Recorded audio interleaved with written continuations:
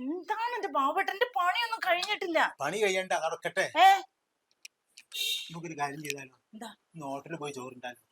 ഹോട്ടലിൽ പോയിട്ടാ? ഏ ആ തുടരും സിനിമ കാണാം, നല്ല സിനിമയെന്നാ പറയുന്നത്. ആണോ? ഇന്ന് ഞാൻ പോയി മോളെ വിളിച്ചിട്ട് വരട്ടെ. ഓളെങ്ങനെ വരും? സുഖമില്ലാണ്ട് കിടക്കില്ല. അല്ലല്ല, അവളെ ഞാൻ വിളിച്ചു വരും. വിളിച്ചു നോക്ക്, അവളെ കളത്ര ഇപ്പൊ നമുക്കറിയാം. മോളെ മോളെ എന്താ കേട്ട്? അയ്യോ അയ്യോ, മോളുടെ ഇനി മാറിയില്ലേ വയറുവേദന?